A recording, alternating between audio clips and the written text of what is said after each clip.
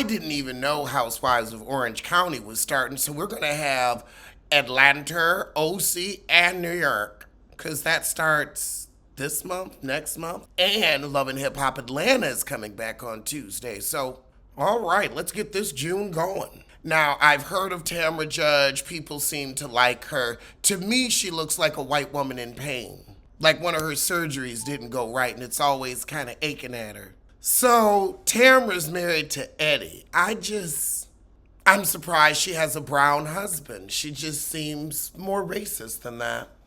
I think I heard he has a heart condition, so I'm glad he's okay. They're trying to figure out what they're going to have for dinner, and so am I. I need to go to the grocery store. I don't feel like it, though. I could do a shrimp BLT. You know what? I'm going to run to the market before I get too deep into this.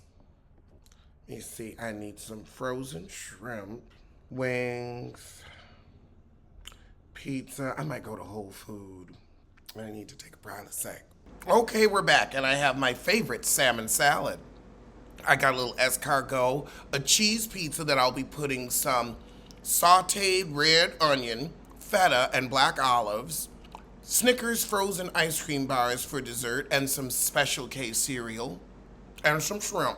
Oh, Lord, So this is one of them inappropriate white families. He talking about humping on his mama-in-law.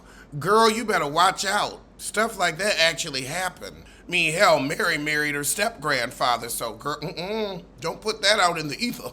Over with Emily. Oh, God, and she's with Shannon Bedore. And they get to talking about the return of Tamra. Apparently, she's been talking about Shannon Bedore. But Shannon, your life is a mess. Everybody's talking about it. Well, everyone who cares. Which isn't your husband. Or wait, is that Vicky Gunvalson? She gave her friend an enema? That's love. That's love. She's upset that Tamra's been exacerbating untruths about her to the press. However, Tamra's thinking she told the truth. Shannon says she just wants her relevancer. Over with Gina and her 40 kids. We also got Big Boned Heifer on OC. Why do we have a scene with Gina, Emily, and their kids going through a drive-thru? Is that necessary? Are we trying to get some more sponsorships or something? Because you know Lisa from Housewives of Salt Lake City got a Wendy's sponsorship since she don't cook. I wonder what kind of medication her kids take for their scurvy and if they'll sponsor them too. Over with Heather and her gay-faced Robin Williams husband. He's recovering from surgery. But she whining she ain't hearing from Gina no more. And y'all were thick as thieves last seas. So after commercial break, we got Tamra and her friend Jen doing a double bowling date. So she getting married to the guy that she met at the gym, and they seem pretty dry. I gotta put some chapstick on just talking about them. But now that we're filming again, Gina's dropping by Heather's with a going away present for the kids. Jesus, Heather's house is beautiful. Heather's house is the sixth housewife. Heather's house will make you go back to school. So now Gina gonna get her real estate license. But Heather starts whining, I ain't heard from you, heifer. This friendship's feeling one-sided. What's up? I will say, though, that is how people act in California. You think you about to be Ace Boone, and you know YouTube. And then it's like, what did I do? We were just, okay. Gina's giving the excuses about going to New York and husband's kids. Maybe the heifer just had a busy summer. And I'll see her when I get back to work. Let me focus on the people that I don't get to see while I'm filming. Gina said I'ma work on it. But actually, Heather's husband was right. He said Gina's not inviting you to the shit she does because it's not fancy enough for you. And there's nothing wrong with having your taste. Like, I'm not that big into dim sum. So you're not gonna invite me to dim sum. She's like, I'm not inviting you to some regular stuff. Gina's like, so now I gotta invite you so you can say no. I'd rather save my breath. So we got Jen now, and her ex-husband and her switch out of the house that the kids just stay in so they get to keep their lives. So after that, we get a little pickleball lesson with Heather and Gina. Oh, and Tamra's joining us. So after pickleball, Gina wants to invite the girls to one of Jen's yoga retreats. And Heather wants to invite Shannon. Oh, God, Shannon is the thorn in your life side. She is the one that will always make the vacation unpleasant. She's the ruiner, the one that's too scared to do it or too sick to do it or just will make it all about her when we're actually trying to enjoy the event. A fly in the ointment of a woman. Tamra's pissed. She ghosted me. She's a self-centered person who cares only about herself. And you're a crone with a withered décolletage. So Tambra's saying that Shannon ghosted her. Shannon saying, I didn't completely cut off communique.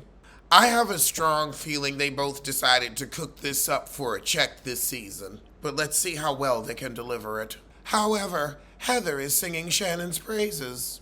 All right, so we at Jen's yoga class with the heifers. Oh, Lord. And Heather's showing up with Shannon, and Shannon's already having one of her fits.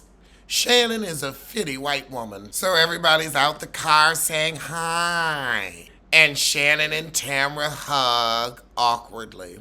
Yup, Shannon's bouncing and falling and ooch, ouch, ouch, ooh, always out of sync, always having everybody looking at her.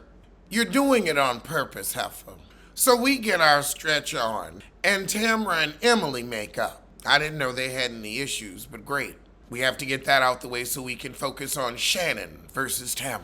And then we head on upstairs for some drinks. So Jen talks about her divorce, but apparently forgets to tell the girls that she was cheating. So we coaching both of the heifers to speak. And Shannon walks in while they're prepping Tamra, saying, you should tell her that it hurt her heart. She should hear that. And Shannon says, who, me? You know what? You are an old white woman Urkel. Oh, God, so they get to talking, and Tamra immediately goes into her white woman tears. There's a lot going on. So Shannon says, well, let's get together and talk through it. Let's milk this plot line all season. And a week later, they're going to have a sit down. Well, that was the shit. I'm going to see you soon as we catch up on Vanderpiss. We gotta talk about the you. We gotta talk about the unit. We gotta address what the hell's on your head. Say it again. We got to address what the hell is on your head. One more time. What the fuck is that? Is it a welcome mat? Is that a dead cat? We gotta talk about the unit. Yeah. It looks like a pump, but it feels like a sneaker. It looks like a pump, but it feels like a sneaker. It looks like a pump, show bump. It looks like a pump, show bump. It looks like a pump, but it feels like a sneaker. It's been in my head for years. I figured I'd do something with it today. I had a few moments.